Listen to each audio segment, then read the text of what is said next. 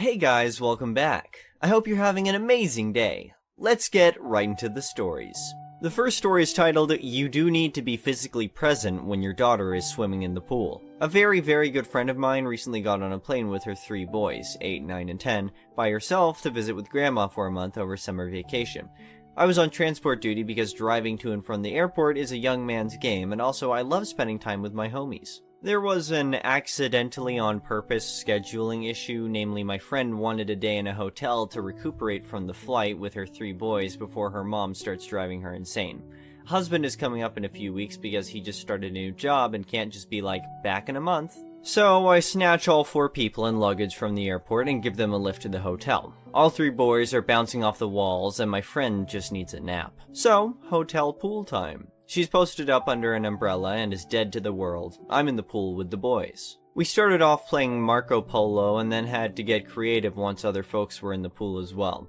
Eventually we settled on a game called Not Done Yet. Basically I'm standing on one side of the steps out of the pool, and when the boys feel like it they try and leave the pool. I decide if they're done or not yet using a complicated examination process that amounts to picking the kid up, giving them a bit of a shake, faking a big sniff, say, not done yet, and yeet them back into the pool.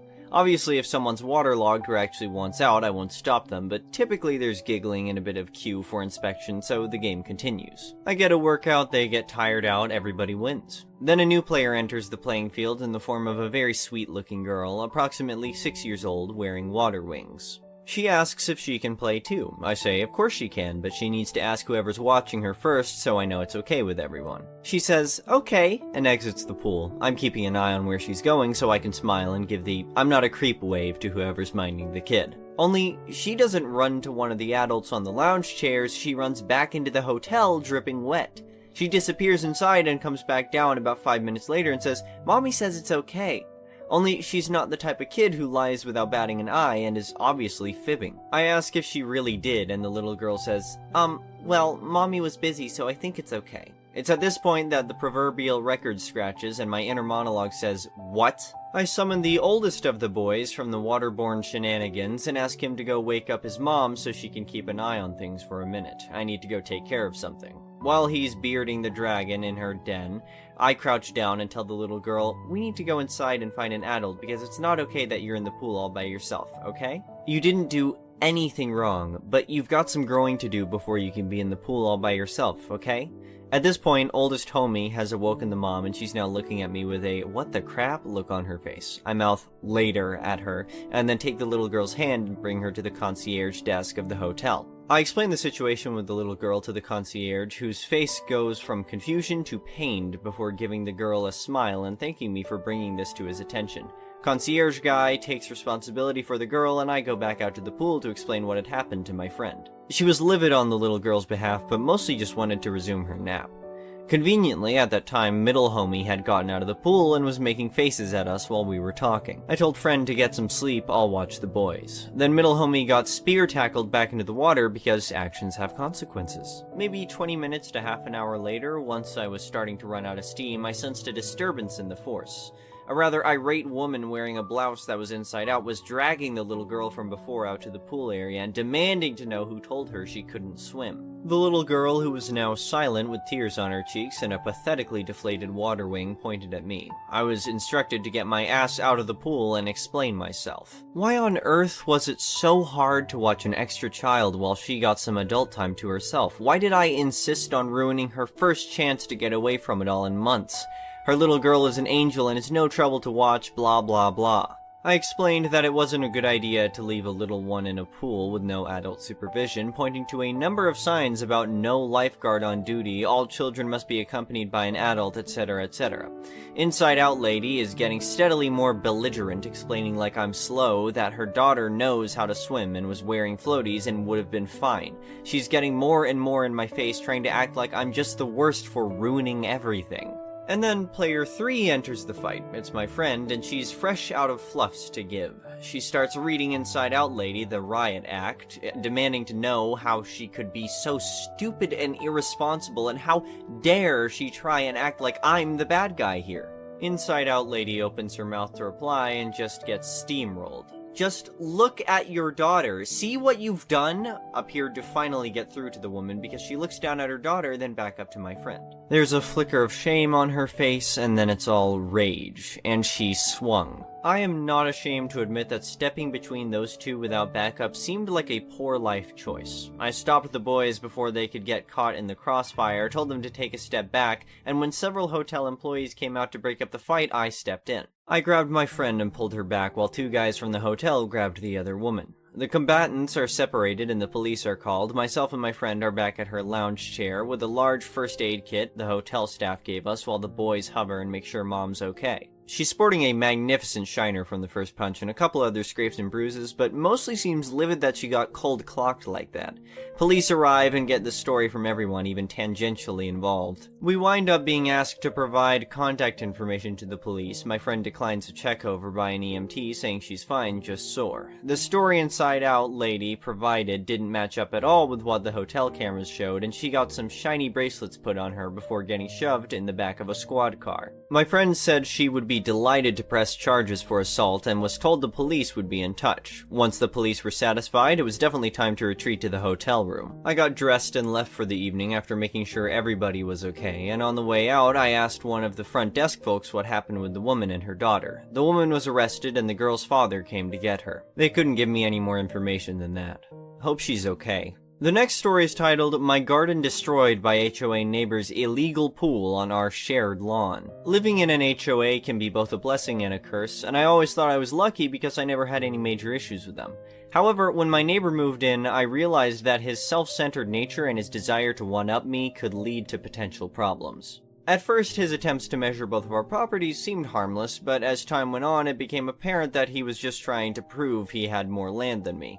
While I didn't think it was a big deal, it was clear that my neighbor had a need to feel superior to me, which led to bigger problems down the line. Our driveways were slanted due to the hill on which our land was situated, and when my neighbor wanted to make his less steep, I thought it was a good idea. However, he went about it in a way that caused water to filter into my land. At first it wasn't too bad, but it soon became apparent that this was going to cause issues for me. I was concerned, but since it was legally done, I couldn't do anything about it. The real problems began when my neighbor decided to build a pool on our shared lawn without any permit or permission from the HOA. At first I thought it was innocent enough, but it quickly became apparent that my neighbor was using my property to build his pool without my consent. Not only was this illegal, but it also led to severe damage when a storm hit. During the storm, the pool flooded and quickly started to destroy my garden. To make matters worse, the water picked up my car and started carrying it towards the main road. I felt powerless and there was nothing I could do to stop the water from destroying my property. After the storm, I was devastated to see the damage caused by the flood. Everything in my garden was ruined and my car was totaled. I knew I had to do something to get justice, so I reported the illegal pool to the city code enforcement and informed the HOA about the damage to my house caused by my neighbor's driveway repair. My neighbor was forced to remove the pool and pay a huge fine to the HOA, but he refused to take responsibility for the damage he caused to my property. That's when I decided to take him to court and present evidence of his wrongdoing. It wasn't an easy process, but I knew I had to fight for my rights.